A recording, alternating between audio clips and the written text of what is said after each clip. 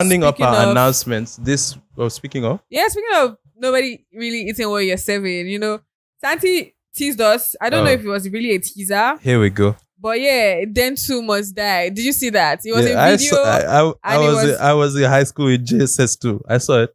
What do you think about it? It was whack. You think it was whack? Well, Outrightly? it wasn't it. I have nothing against it. It wasn't it. It wasn't it. It was Are you cool. speaking for yourself? Of course, that big get your vat. Of course, I'm speaking for myself. I don't think it was it. It wasn't it. It was like a Lucy, which I understand. I don't think people should have dragged him as much as they did, but conversation. I think it was. I also think there are a lot of Santi fans that made themselves. There's someone in this house who I will not name that made themselves like this song because they like Santi, but that song wasn't it. That song wasn't it. That meant to be me because it was mid. And this time I'm not unpopular opinion. I won't even disagree with you whether it was mid or not. But like, I literally did a poll because I was like, first two listens I couldn't feel anything. It was just like people that have fans. First two listens I couldn't really feel. And I remember Dan also saying he doesn't even know what to think about the song. And I think that's valid as well. So it was like, Santi, what's happening? What's happening to Subaru Boys? It's a Lucy now. What's happening to Subaru Boys? Because he dropped Subaru TV now. A little directorial. You do know that like when it comes to Subaru Boys, it feels like there's so much they could be doing that they are deliberately not doing. It almost feels like self-sabotage. Taking their time now. Doesn't have to, just because everybody else in Afropop wants to be rushing and okay, let me give you a good example. Hate but no hate Ashake, for example, that wants to ram everything down our throats in 3 months. Some people want to take their time and space things out. Again, but let me give you a good Santi example. has a couple deals. You're aware he doesn't. Sorry, I know that Santi has a couple deals, but he does not have. Maybe I'm just speculating. He does not have the resources and funding and stuff that a Wizkid has, or that an Ashake might have, thanks to being signed to Olamide. But Santi does. I don't think Santi has the same amount of stuff. One of the things I think is really funny straight off the bat is the fact that of Subaru Boys, that's Final Heaven, that is 17 tracks long, 21 rather. Just one song got pitched. One song got playlisted. This is a song that has at least 4 acts. Playlisted where? Spotify. Are you Apple sure? Music. Apple Music, Uncle. Yes. Are you looking at it now or before? I think a lot of the tracks were playlisted, no? No. Hitting rocks. Just hitting rocks.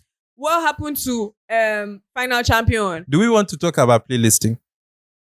Let's go there. I just want to talk about the entire marketing. I feel like by next week, they're going to cancel me in this industry, but let's go.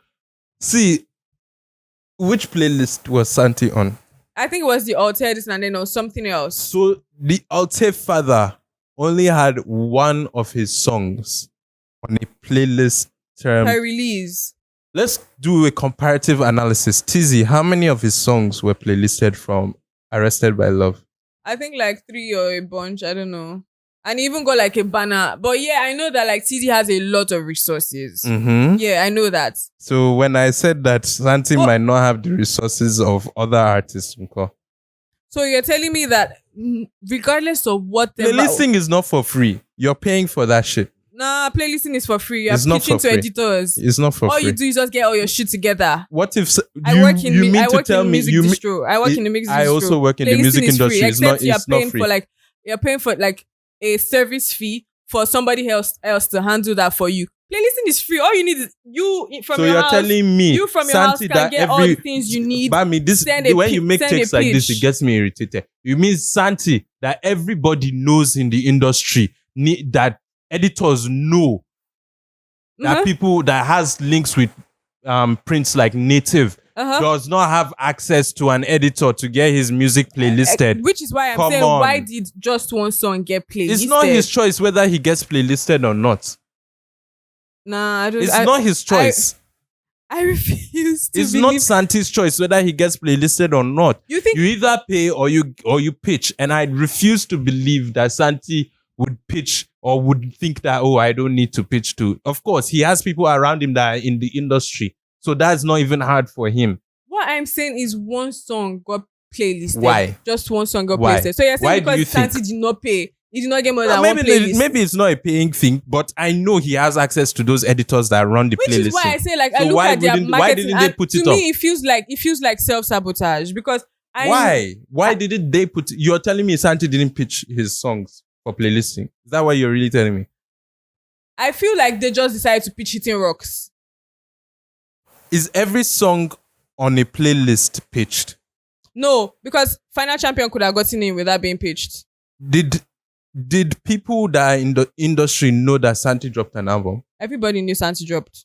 So why isn't he playlisted? If you don't need to pay, if you don't need to pitch, if you're well known, why wasn't he playlisted? Okay, maybe what I'm trying to say is that why it feels like self-sabotage to me is before all of that, or after all of that, is like, did everything, whatever it is that they require to get you like on the playlist. This is so much more quieter. Oh my God. Everything else that you need to get all your shit together to get on the playlist, was everything in order? And like, what if Santi actually decided that he just wants to pitch one song and see how it goes? I feel like they just decided to like, see how things go. And there's a problem in that system of playlisting. If I need to pitch just one song when everybody knows I'm dropping an album.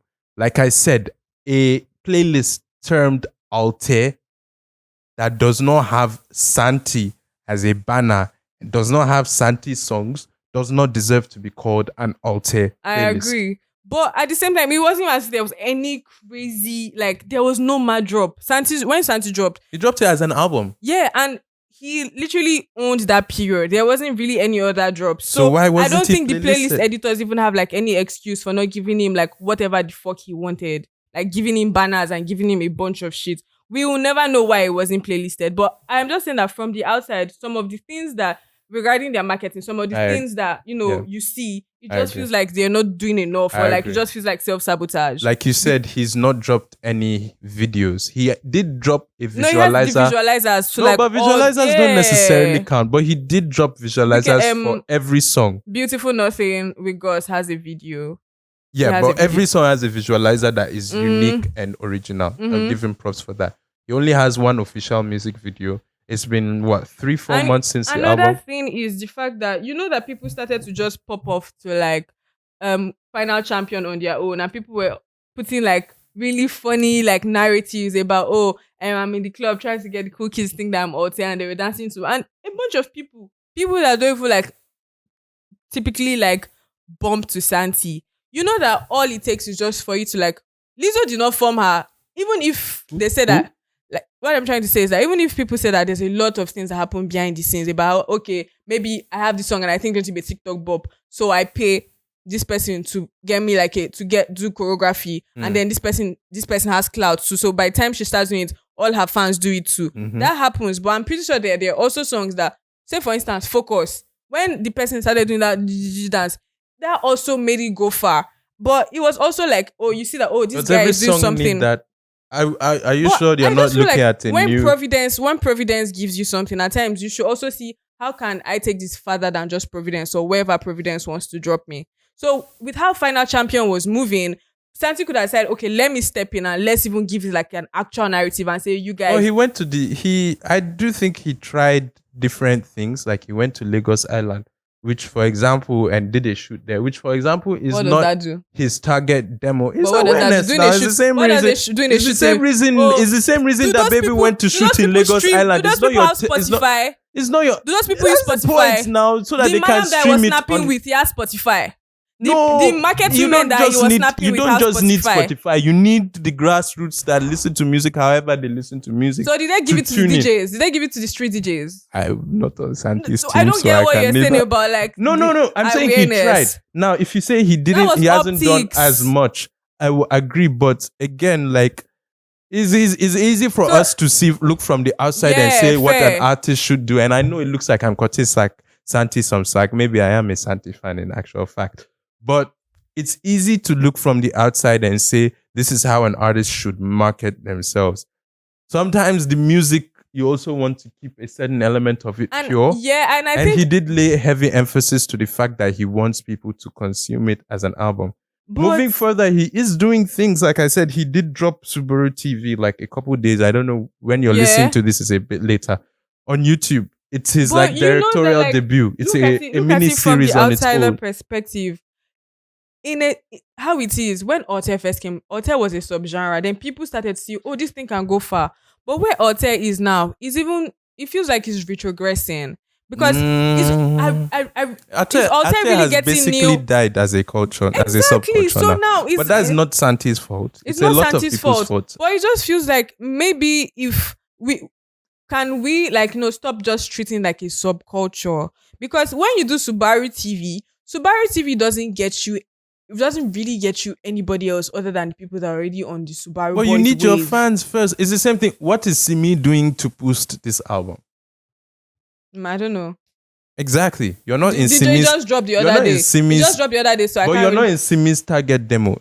I remember there was an article that came out a while back that someone said I'm going to give you a listen. Simi is not really in conversation. Sometimes people want to focus on their fan base and feed their fan base, and that's fine. I get that. I think that it's a lot harder to get everybody, and I think Santi is satisfied with the fact that not everybody is going to like his music in Nigeria. Yeah, but I'm just, as a super fan, it makes me sad because I would love to see, I know that like I was that kid that I literally had no precedent whatsoever for listening to like Ote music when Ote wasn't even like popping.